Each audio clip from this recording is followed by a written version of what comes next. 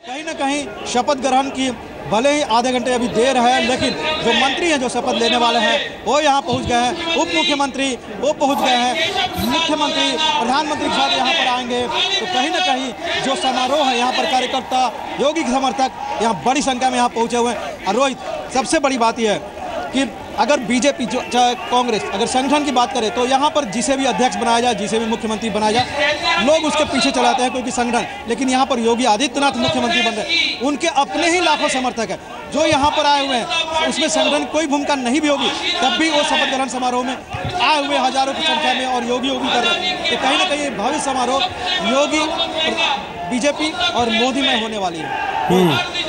आप रहिएगा हमारे साथ। रविंद्र, जो तस्वीरें आप दिखा रहे हैं उसमें अपने आप में ये पता लगता है कितना उत्साह है इस समय बीजेपी के कार्यकर्ताओं में। बड़ी तादाद में बीजेपी कार्यकर्ता अलग अलग हिस्सों से पहुंचे हैं देश के, जो योगी आदित्यनाथ के शपथ ग्रहण का हिस्सा बनना चाहते हैं।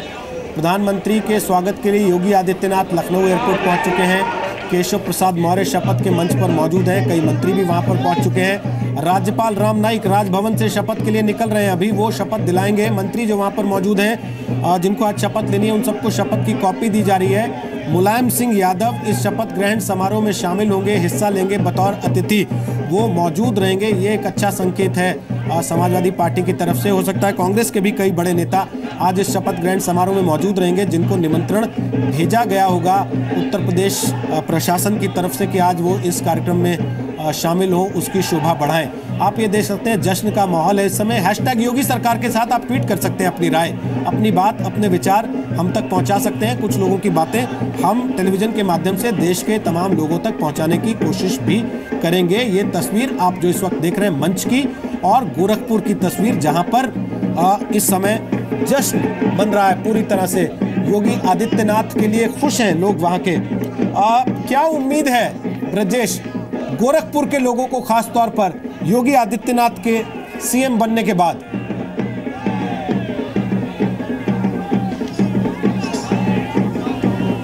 ब्रजेश, मेरी आवाज आ रही है आप तक?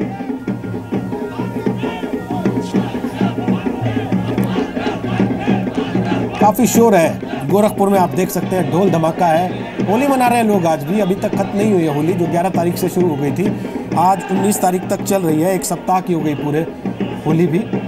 आप देख सकते हैं तस्वीरों में कैसे जश्न मन रहा है। और हमारे साथ जीतू पटवारी है, जफर इस्लाम है, उन दोनों से भी हम लगातार बात कर रहे हैं, ये बताते हुए कि जफर इस्लाम साहब, लोग अब सांसद के तौर पर उनके कार्यकाल की भी समीक्षा कर रहे हैं कि भाई सांसद रहते उन्होंने क्या क्या काम किए।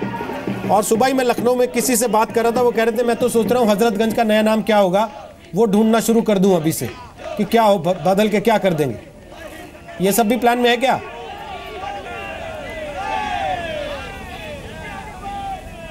आवाज जफर साहब, आवाज आ रही मेरी?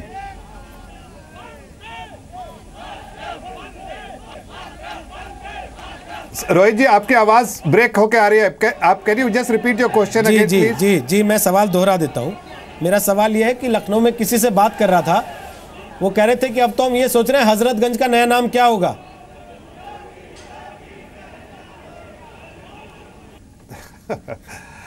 देखिए, ये सब अटकलें आप छोड़ दीजिए रोहित जी। देश आगे निकल रहा है और प्रदेश भी आगे निकल जाएगा। अब ये बातें जो है वो politics of development, politics of performance, अब इन बातों में इस तरह की अटकलें जो है। अच्छा, थोड़ा सा रुक जाइए, एक बार नितिन गडकरी कुछ कह रहे हैं, वो सुनवा देते हैं। Party, it is a clear cut indication that we are true nationalist and pro development, and the best commitment for the party is to eradicate the poverty of the Uttar Pradesh and making Uttar Pradesh one of the progressive state in the country.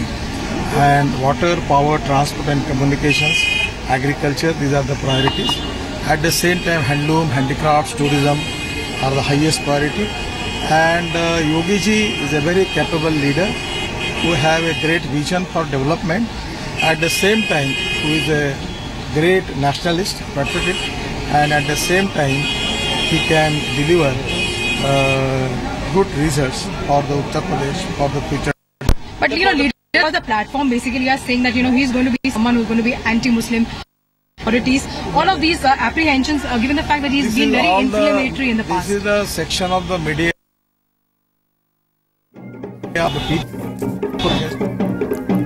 चलिए, आवाज cut गई नितिन गडकरी की। सवाल उनसे भी वही है कि ऐसा लग रहा है कि अल्पसंख्यकों के लिए बड़ा कठिन हो जाएगा योगी आदित्यनाथ के सीएम बनने के बाद।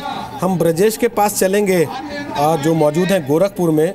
ब्रजेश, आप जो तस्वीर दिखा रहे हैं वहाँ से सुबह से, उसमें अल्पसंख्यक समुदाय जो खास तौर पे गोरखपुर का है वो भी उतना ही खुश है जितने बाकी लोग हैं। तो ऐसी स्थिति में बार बार ये सवाल पूछा जाना कि अल्पसंख्यक समुदाय का क्या होगा, 19% मुसलमानों का क्या होगा। गोरखपुर में जब से वो सांसद रहे हैं क्या बदलाव आया है? अल्पसंख्यकों को कठिनाई हुई है क्या?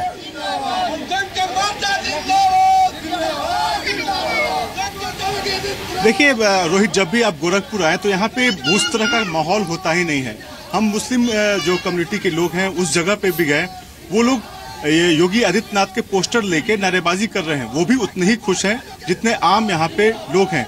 खुशी इस बात की है और यही वजह है यहाँ पे एक बहुत बड़ा तबका है मुस्लिम समाज का जो योगी आदित्यनाथ को वोट करता है, और यही वजह है कि लगातार वो यहाँ से सांसद चुने जा रहे हैं और यहाँ तक ये स्थिति आ गई है कि वो मुख्यमंत्री भी आज की तारीख में हैं। लेकिन सबसे बड़ा सवाल यही है रोहित कि प्रधानमंत्री नरेंद्र मोदी जब प्रधानमंत्री के उम्मीदवार थे उस समय भी ये अफवाह फैलाई गई थी कि वो प्रधानमंत्री बनेंगे और पूरे देश में नरसंहार हो जाएगा और एक खास समुदाय के लोगों को टारगेट किया जाएगा। लेकिन ऐसा कुछ नहीं है और यही वजह है कि जो नियम या फिर जो भी योजनाएं बन रही हैं उसका उतना ही लाभ मुस्लिम समुदाय भी उठा रहा है जितना हिंदू समुदाय है। तो एक तरीके से ये अफवाह फैलाई जाती है कि लेकिन अगर ऐसा कुछ होता तो गोरखपुर में साफ दिखता कि यहाँ पे मुसलमान अलग थलग रहते, लेकिन मुसलमान भी उतने ही खुश हैं और यही वजह है कि यहाँ पे जो लोग हैं वो काफी मुस्लिम समुदाय में भी उतने ही खुश हैं।